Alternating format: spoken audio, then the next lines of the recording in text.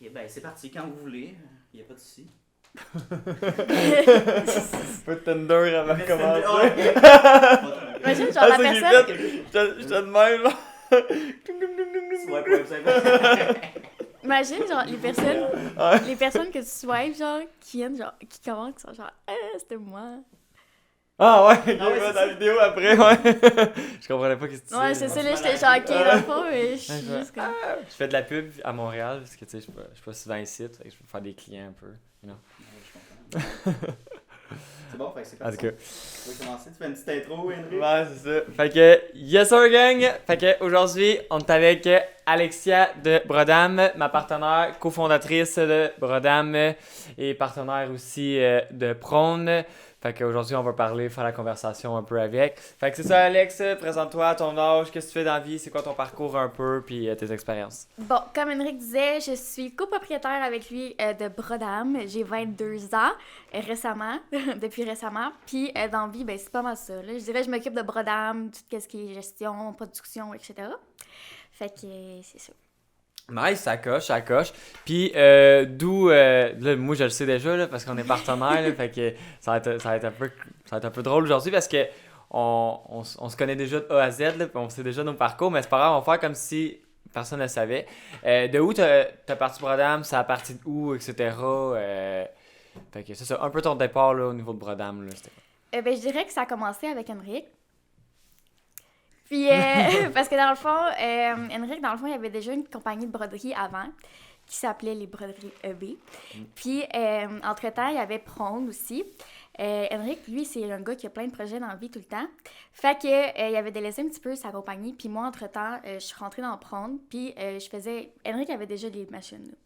Puis, j'avais commencé à faire la production pour Prône. Fait que je faisais les commandes, en fait. Puis, Henrik avait moins le temps de s'occuper, dans le fond, de la broderie, des broderies EB. Fait que c'est là qu'il m'est arrivé avec la proposition de partir une autre business de broderie ensemble, en fait. Fait que j'ai dit oui. Fait qu'avec ça, au début, on faisait juste du corporatif. Puis ça s'est vite développé avec des commandes du particulier, avec des commandes personnalisées. Parce qu'on a vu que c'était vraiment comme trending sur TikTok aux États-Unis. Fait qu'on s'est dit pourquoi pas amener cette trend-là au Québec. Fait que c'est ça qu'on a fait. Puis depuis ce temps-là, ben c'est ça qu'on continue de faire aussi. Nice, ça coche, ça coche. Puis c'est vrai que le fait de suivre le trend aux États-Unis, ça a vraiment été ça a vraiment eu un impact incroyable au niveau de Brodam. Là. On avait déjà quand même pas mal de contrats vu que ça faisait 3 ans que je faisais du corporatif. Fait que quand on est rentré avec Brodam, on avait déjà des bons contrats corporatifs qui nous amenaient un revenu et tout, quand même assez pas peu. Mais en allant chercher le trend des États-Unis, c'est vraiment ça, je pense, qui nous a fait connaître au niveau là, de tout ce qui est TikTok organique, IG, etc., etc.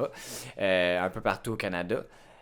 Puis aussi, je me demandais, avant là, le côté entrepreneuriat, c'est quoi tu faisais? Puis qu'est-ce qui a fait que tu t'es lancé un peu dans l'entrepreneuriat? Oui, là, qui t'a parlé que je t'ai comme donné une compagnie de broderie, etc., etc. Mais qu'est-ce qui a fait en sorte que tu te lances dans l'entrepreneuriat? Puis qu'est-ce que tu faisais avant de faire de l'entrepreneuriat? Donc? Puis avant, j'étais vraiment pas partie pour être dans le monde de la business ou de l'entrepreneuriat. Avant, j'étudiais en soins infirmiers. Et puis, depuis tout mon secondaire, je me suis toujours dit, je vais être infirmière. Puis, tu sais, j'avais vraiment comme une lignée, un parcours en tête. Puis, c'est vraiment ça que je voulais faire. Rentrer au cégep en soins infirmiers, j'ai fait une session de stage. J'aimais pas ça. J'ai vraiment frappé un mur. Puis, c'est vraiment pas ça que je voulais faire. Fait que j'ai pris une session sabbatique. Puis, pendant ça, j'ai rencontré Henrik. Puis Henrik, c'est lui qui m'a comme introduit un peu au monde de l'entrepreneuriat, de la business, parce que lui, il était déjà dans ce monde-là.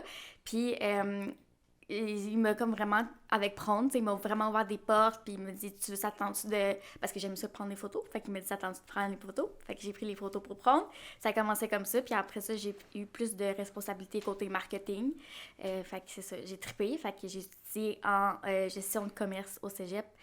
Par la suite, puis on a parti Brodam en même temps, pendant ce temps-là, puis ça a tellement explosé que j'ai pas eu le choix comme d'arrêter de mettre l'école sur pause pour vraiment plus me concentrer sur le développement de Brodam. Fait que depuis ce temps-là, c'est ça que je fais. Nice, nice, nice. Vraiment un parcours inspirant, Alex. Puis aussi, là, OK, là, on a parlé un peu de ton parcours, on a parlé de t'es qui. En dehors de l'entrepreneuriat, de la business, est-ce qu'il y a des trucs qui te passionnent des sports, de l'art, peu importe quoi, être avec ta famille ou des amis. Qu'est-ce qui te passionne en dehors là, de ça? Ben, en fait, ça fait un petit bout que je me suis comme rendu compte que je savais pas vraiment je suis qui en dehors de la business parce que je suis tellement tout le temps là-dedans. Je suis tellement comme... Je rêve de la business, je vis de la business, je fais tellement juste ça que... Mettons, Alex, c'est pas de business, c'est qui? Puis ça, c'est récemment que j'ai comme eu cette conscience-là, cette pensée-là, puis j'ai comme fait, OK, comme, t'es qui, là? Je pourrais comme, en dehors de Brodam, c'est, dans ma tête, Brodam égale Alex, Alex égale Brodam, mais tu sais, je suis qui en dehors de ça? J'essaie de plus en plus de trouver je suis qui, mais je dirais que je suis une amie aussi. J'aime ça voir mes amis, j'aime ça voir mon monde, je suis une personne hyper créative. Mais de là, dire « Ah, j'ai cette passion-là, puis ça me passionne », je suis pas rendue à ce niveau-là, je dirais, encore. Fait que c'est ça, que je me découvre à chaque jour. C'est vraiment bon que tu prennes aussi le temps ou d'essayer de te découvrir. Puis aussi, des fois, c'est quand on pense qu'on n'a pas de passion qu'on a une passion.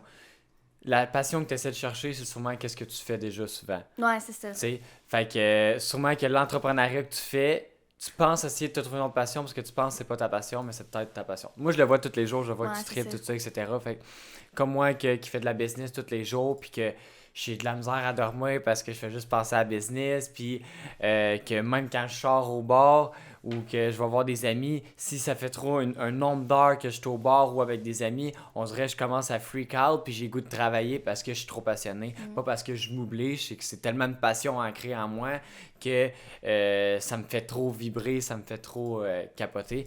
Fait que, tu sais, des fois, c'est ça la passion, des fois, on essaie trop de chercher loin, autant dans tous les aspects de la vie, autant le bonheur que la colère, que la tristesse, que l'amour. On essaie de la chercher, mais des fois, elle est à côté de nous. C'est la même chose pour la passion. Des fois, on veut trop essayer de trouver, OK, moi, ma passion, je vais m'obliger que ça soit un sport puis que ça soit ça.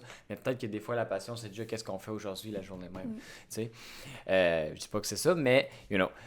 Fait que ça. Puis, aussi, là, on a parlé un peu de ça, ta vie, etc., etc. Je me demandais, tes objectifs à long terme, c'est quoi un peu? C'est quoi que tu aimerais aller chercher cette année? Puis éventuellement aussi, là. Wow, bonne question, Henrik. Ben, je dirais que cette année, encore là, c'est pas nécessairement des objectifs personnels, mais je dirais que c'est plus côté business. Mais je sais qu'on va les atteindre déjà parce qu'on a quand même une bonne partie de l'année de fête. C'est ouvrir la boutique, on s'entend. Mais c'est ça. Je dirais côté business, on aimerait ça comme... Ben, je dis on, mais c'est moi aussi, là, c'est moi puis toi. En tout cas, on aimerait ça mettre ça à next level. Je veux dire, on se fait tout le temps à chaque année, à chaque début d'année, les petites listes d'objectifs, là. Puis, on a déjà atteint ceux d'Instagram, qui étaient de 10 000 abonnés. Ça, on les a eus. Fait que, tu sais, c'est plein de... J'ai pas d'objectif précis, je pense. Je suis vraiment... On dirait que je suis vraiment plus comme day to day, comme... C'est bon. Y a-t-il une raison pourquoi tu es day-to-day? Puis est-ce que tu penses que au niveau de ton day-to-day, il y aurait des choses qui feraient en sorte que ça te nuirait? Qu'est-ce que je veux dire par là? C'est que je pense que c'est vraiment important dans la vie d'avoir des objectifs, mais je pense aussi que chacune des personnes ont leur propre manière d'évoluer au niveau personnel ou professionnel. Fait qu'il n'y a pas, exemple, une méthode miracle au niveau de l'entrepreneuriat ou de la manière quand on agit dans notre vie. Par contre, je trouve quand même que agir au day-to-day, ça peut être bon, mais ça peut énormément nuire. Puis ma question est-ce que tu penses que d'agir au day-to-day puis pas d'écrire des objectifs, est-ce que tu penses que ça te nuit au niveau de ton parcours entrepreneurial ou personnel? Oui, parce qu'on s'entend qu'au long terme, tu peux prévoir des trucs. Si tu veux développer ta business, tu n'as pas le choix nécessairement de voir à long terme à un moment donné. Tu n'as pas le choix de te setter des objectifs. Pourquoi que moi, j'en ai pas ou j'en ai peu ou que j'ai rien à dire présentement sur mes objectifs, c'est que j'ai peur de pas pouvoir atteindre ces buts-là. Fait que je me dis, si je me fixe des objectifs trop élevés puis que je les atteins pas, ben, ça va juste me décevoir. Non, je comprends totalement. Puis souvent, tu sais aussi qu'il faut penser. Puis quand on fait des objectifs, on écrit des objectifs. Oui, c'est des objectifs à long terme. On se donne un exemple d'un type. D'ici 5 ans, je vais faire 1 million de chiffre d'affaires. Mais qu'est-ce qu'il faut pas oublier en entrepreneuriat ou dans la vie? c'est pas forcément l'objectif qu'il faut apprécier, c'est le parcours. Ce qui veut dire que c'est pas si tu échoues ton objectif, exemple d'1 million de dollars de chiffre d'affaires, peu importe qu'est-ce que c'est, mais que tu t'es mis 20 micros-objectifs pendant ton parcours, puis que tu les as tous eus, mais tu n'as pas eu 1 million, ben c'est parfait, c'est bien correct. L'année d'après, tu te mets un plus gros objectif parce que l'objectif entrepreneurial, c'est d'apprécier son parcours et non forcément d'apprécier la réussite parce qu'on ne sera jamais heureux si on n'apprécie pas le parcours. Si ça prend 5 ans réaliser l'objectif et qu'on n'a pas apprécié le 5 ans de parcours, c'est triste, mais pendant 5 ans, on va avoir été malheureux juste pour avoir réussi une chose. Fait que c'est ça qui est intéressant quand on fait des objectifs, autant pour un mode de vie ou pour l'entrepreneuriat, la business, etc., c'est d'être capable de se mettre plusieurs gros objectifs, court, moyen, long terme, 1 an, 2 à 3 ans, 3 à 5 ans et plus. Puis dans ces objectifs-là, les décortiquer pour mettre plein de micros-objectifs qui vont être un peu comme le plan. De comme, OK, mon objectif aujourd'hui, cette année, c'est de faire 365 000 de chiffre d'affaires dans mon année. Ben OK, ça veut dire qu'il faut que je fasse 1000 pièces par jour. Fait que chaque jour, l'objectif, c'est que je fasse 1000 pièces. Si j'ai fait 800 pièces aujourd'hui, demain, je fais 1200 pièces. Ça, c'est des micros-objectifs qui font en sorte qu'on apprécie le parcours et qu'on n'arrive pas un mois avant la fin d'année puis on est comme, oh OK, j'ai fait juste 100 000 de chiffre d'affaires. En un mois, il faut que je fasse 265 000. Là, c'est sûr qu'on apprécie beaucoup moins le parcours parce qu'on est comme, on se met un rush puis on se met un stress, une pression ultra grosse pendant environ un mois juste parce qu'on ne s'est pas créé un plan d'un parcours pendant une année au complète qui aurait été super facile que limite on aurait peut-être fait 500 000 de chiffre d'affaires parce que là, on aurait commencé du jour 1 puis on n'aurait pas procrastiné parce qu'on a un plan selon nos objectifs de comment qu'on va les appliquer puis comment qu'on va s'y rendre. Je sais pas si tu me suis un peu genre... Oui, t'inquiète. Parfait. Fait que c'est ça. À part ça, si on change de sujet un peu, t'as-tu suivi un peu Occupation Double les derniers temps un peu? Écoute, moi, là, ça fait... Depuis que je suis dans le monde de la business, je dis ça comme si j'étais trop cool pour écouter OD, mais non, pas du tout. C'est vraiment pas dans mes priorités, mais j'ai même pas besoin de l'écouter là, avec tous les réseaux sociaux. Ah, c'est ça, c'est tellement facile, hein, genre justement comme J'ai tout, là. live de parler comme du sujet de l'intimidation et tout, etc. avec les 3 gars qui se sont fait sortir et tout, etc. Fait que c'est pour ça que j'ai amené sur le sujet, mais tu sais, en même temps, c'est ça avec les réseaux sociaux, c'est tellement facile, on voit tout. Puis moi, j'ai une bonne question. Vas-y. Prenant en compte là, tout ce que tu as vu sur les réseaux sociaux au niveau de OD, l'intimidation qu'il y a eu, mais que quand même que Occupation Double ont quand même fait de la prévention au niveau de l'intimidation, etc. Au niveau, là, si tu t'arrêtais toi qui arrêtais un commanditaire, je me demande qu'est-ce que tu aurais fait. Est-ce que tu t'aurais exclu à cause de l'événement qui a pris énormément de l'ampleur ou tu aurais pris le temps de comprendre la situation, d'analyser la situation et voir c'est quoi les solutions d'Occupation Double et rester comme commanditaire. Fait que c'est juste comme un peu comme une petite question comme ça. Là. OK. Si j'étais commanditaire d'Occupation Double, on s'entend qu'Occupation Double, c'est de la visibilité à n'en plus finir. Parce que tout le Québec regarde ça, puis même le monde qui est sur Internet check Occupation Double pareil, là, tu sais. Fait que c'est vraiment une grosse opportunité de visibilité. Avec ce que j'ai vu sur les Internets, je sais que la prod est là pour quelque chose. La prod décide qu'est-ce qu'il montre à la TV. Fait que je pense que j'aurais essayé... Je suis pas du genre à prendre des décisions comme... Tu sais, sur le fly, mais je sais que des fois, oui. Mais pas pour ce genre d'affaires-là. Parce que, justement, c'est une grosse opportunité. Fait que je pense que je passerais, puis j'essaierais de voir, OK, qu'est-ce qui se passe pour vrai. Parce que je sais que ils montrent pas tout à la TV. De ce que j'ai vu sur les internets, c'était... il y a des gros témoignages aussi, là, des méchants qu'il y a eu des autres saisons aussi, qui disaient que la prod leur disait d'aller vers une certaine lignée. Je parle de Charles, le leader, là. J'ai vu ça, je pense, un matin ou hier, là.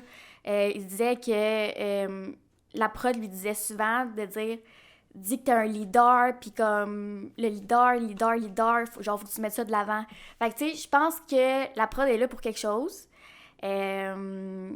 Parce que c'est justement, c'est eux qui décident. Ah, mais c'est un show, là. C'est un show, là. Ils décident qu'est-ce qui est plus crunchy, puis, tu sais, ils c'est même que ça marche. Je suis pas d'accord je suis pas d'accord avec le fait que les participants ont été enlevés de la compétition après que les commanditaires aient commencé à se retirer de ça. Je trouve que c'est pas comment je dirais ça, là? c'est pas honnête, je dirais, entre guillemets, Il faut quand même pas oublier là, qu'on le sait pas là, si ça a été fait après ou pas, parce que dans le fond, tu sais comment c'est tourné les épisodes, c'est tout le temps une semaine de décalage. Ouais. Fait que tu sais, les cancers ils ont été enlevés, puis 2 jours après, ils étaient partis, mais en fait, est-ce qu'ils étaient déjà partis depuis une semaine? Si on recule un peu plus loin, là, t'étais quel genre de personne au secondaire? Au fond? Fait que secondaire 1 à 5, quel genre de personne que t'étais? Tu t'impliquais-tu beaucoup ou non, etc.? C'était quel genre de choses que tu faisais? Tu foutais la merde, tu foutais pas la merde? Tu sais, fait que vas-y. Bon, moi, j'étais vraiment pas comme toi, Henrik. Ouais. J'étais vraiment la fille qui était à ses affaires, qui faisait ses affaires dans son coin, qui foutait pas la merde, tu sais, qui vraiment comme, tu sais, qui faisait ses affaires, là, puis qui dérangeait pas le monde, puis que, tu sais, j'étais vraiment plus réservée. Fait que, tu sais, c'était pas moi le clown de la classe, puis c'était pas moi qui parlait tout le temps, puis c'était pas moi qui posait tout le temps des questions, tu sais.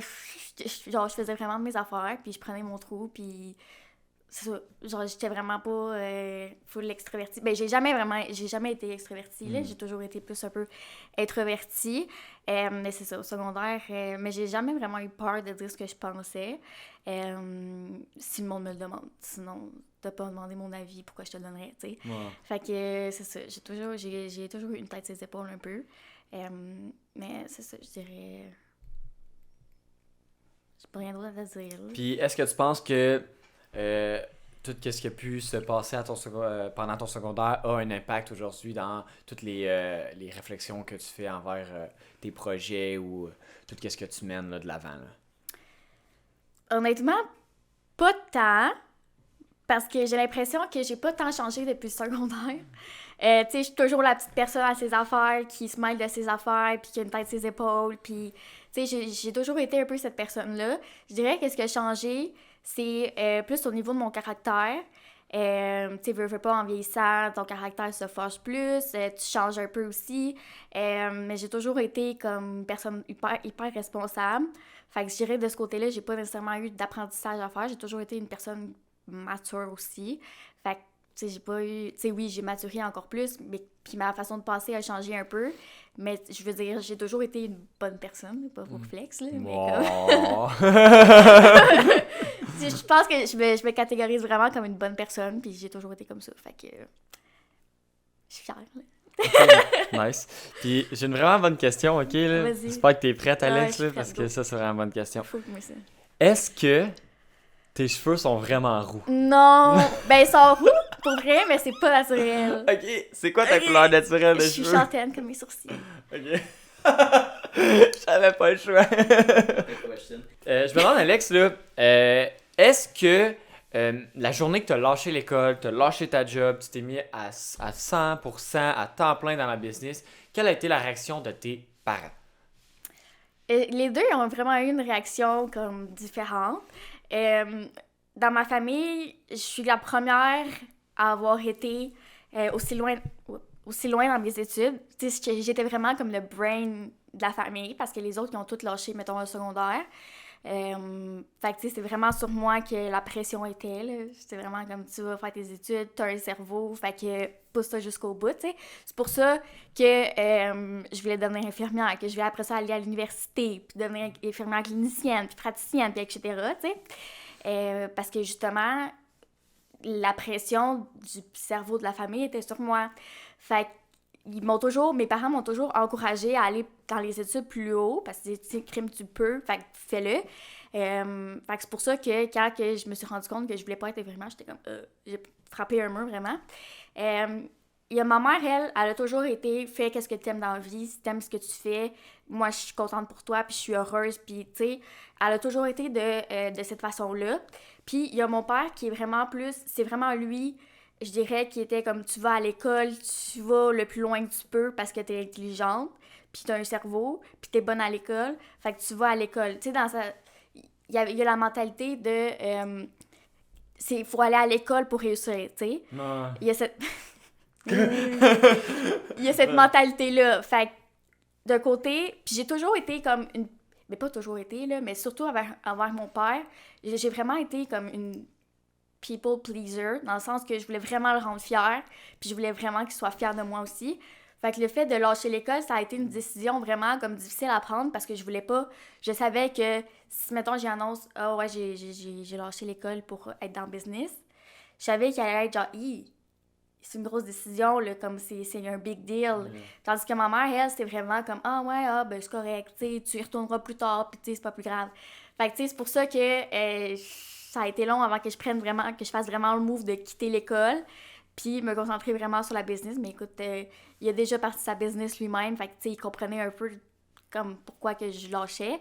Mais tu sais, d'après moi, il veut que je retourne à l'école quand même, là, mais tu sais, il voit que la business, ça va bien, fait que tu sais, il est content pour moi, puis tu sais, il voit que t'as pas besoin d'aller nécessairement à l'école loin pour faire de l'argent ou pour être successful, tu sais. Non, c'est ça. Puis, tu sais, tes parents sont super sharp, là, tu sais. Ta mère et ton père sont souvent venus aider et tout, etc. Puis, tu sais, on l'air tellement fiers de toi, de tout ce que tu fais, etc. Puis, tu sais, c'est vraiment cool. Puis, c'est juste un début, là, ça va exploser. Puis, tu sais, je comprends aussi que, tu sais, quand on est jeune, nos parents veulent pas qu'on fasse des mauvais choix. Ils veulent être là pour essayer de nous guider dans la vie et tout, etc. Même chose que mon père. Mon père, ça fait 21 ans qu'il fait de la business. Puis, tu sais, il voulait que je sois entrepreneur, il savait que j'allais être entrepreneur, mais il m'obligeait quand même à aller à l'école, puis il voulait absolument que je fasse l'école. Pourquoi? Parce que même chose que toi, j'étais le brain de la famille, j'étais la personne qui s'est rendue le plus loin de la famille, même si malgré je suis juste allé au cégep. Dans la tête de ma famille, j'allais faire l'université, j'ai mon diplôme universitaire. C'est pas ça qui est arrivé, mais tu sais, en tant que parent, je comprends qu'on veut juste que nos enfants réussissent. Puis l'école, qu'est-ce qui est intéressant aussi, c'est que je suis quand même toujours mitigé au niveau de l'école, mais ça reste que l'école, c'est énormément plan B à l'entrepreneuriat, dans le sens que si tu te plantes en business, ben, il te reste quand même ton diplôme que tu peux rentrer dans ton travail avec déjà un bon salaire de base, à la place de recommencer à zéro dans le dépanneur au salaire minimum. Tu sais, quand même une différence. Oui, ça reste que tu as de l'expérience un peu quand tu as fait de la business, quand de rentrer à une place, tu vas peut-être être payé plus cher, mais jamais comparer la personne qui va avoir eu ses études ou son diplôme, parce que la société est faite comme ça. Fait qu'en tant que parent, oui, c'est sûr qu'on veut toujours que notre enfant réussisse puis qu'il ait un plan B ou même que ce soit son plan A puis que la business soit le plan B, tu sais. Fait que je comprends aussi ton père et mes parents d'avoir voulu faire en sorte qu'on reste à l'école. C'était juste pour nous protéger puis c'était pas pour nous faire chier. Il faut quand même pas oublier cette partie-là aussi. Mais maintenant, regarde, nos affaires vont super bien, ta business va bien, mes business va bien, puis on est capable d'en vivre. Fait que c'est vraiment... Ben, toi, bientôt, ça s'en vient.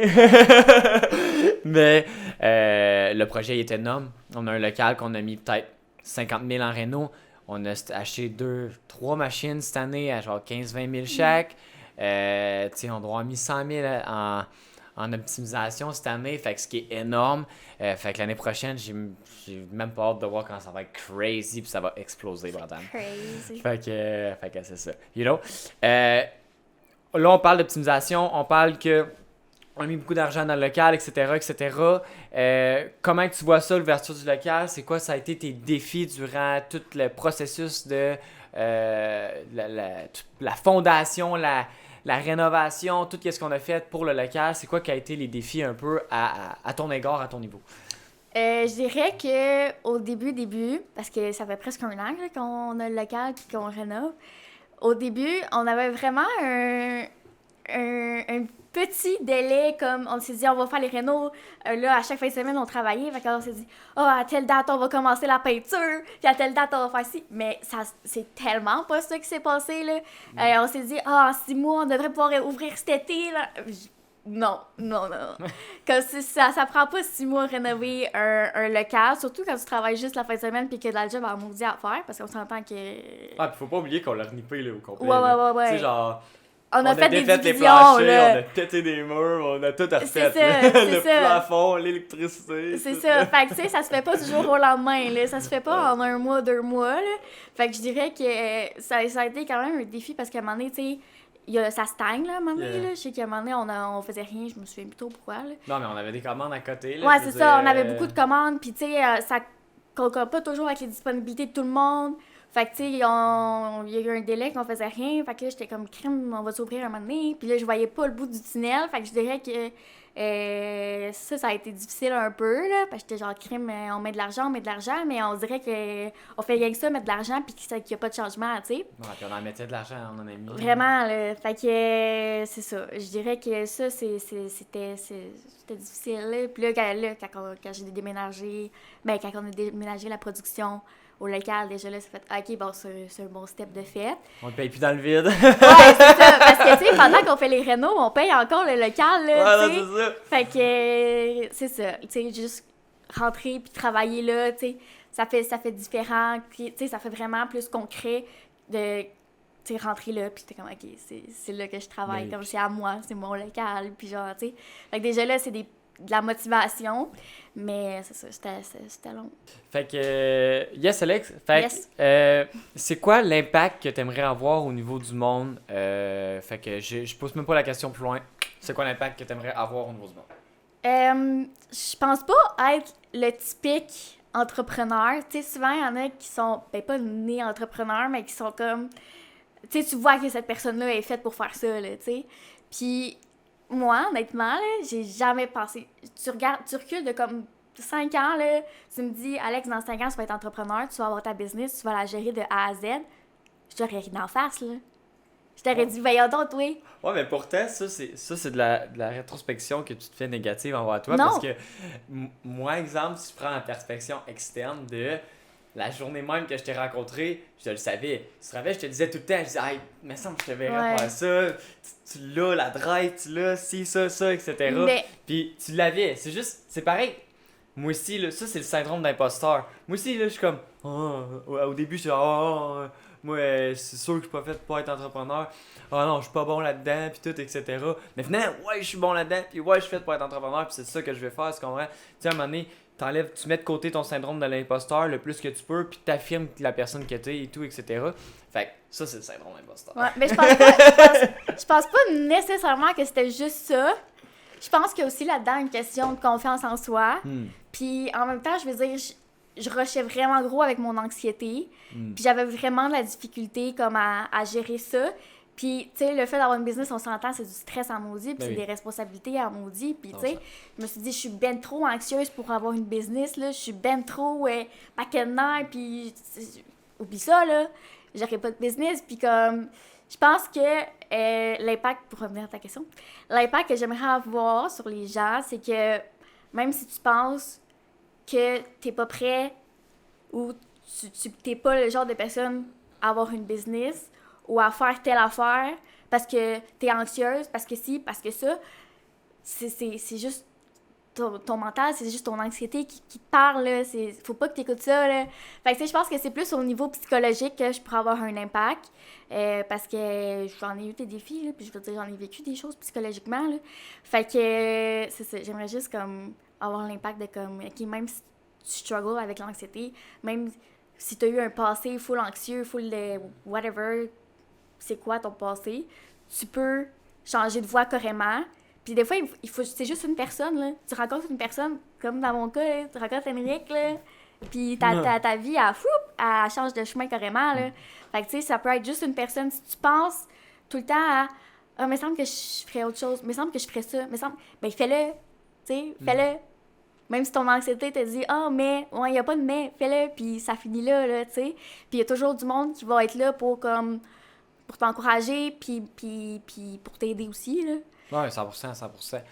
Puis, pour finir avec ça, est-ce que si tu aurais un conseil à donner pour les jeunes... Si j'avais? Si j'avais? Hey, tabarnak! Hey! Tabarnak!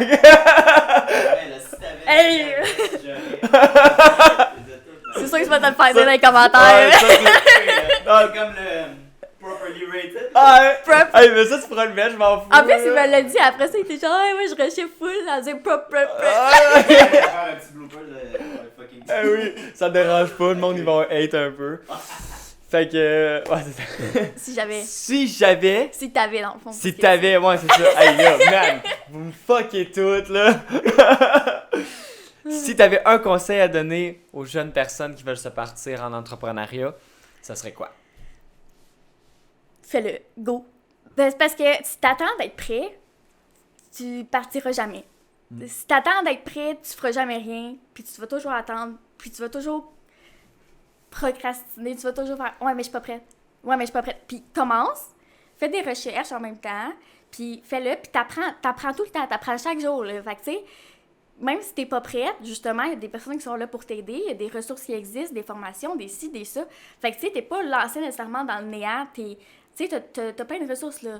Tu sais, Internet, là, c'est rempli de belles affaires, là. Fait que, lance-toi quand même, puis regarde où ce que ça te mène, là. Regarde où ce que ça va, puis attends pas d'être prêt, là. Ça coche, man. Let's fucking go! Yeah! Hey, let's go. Yeah! Belle conclusion.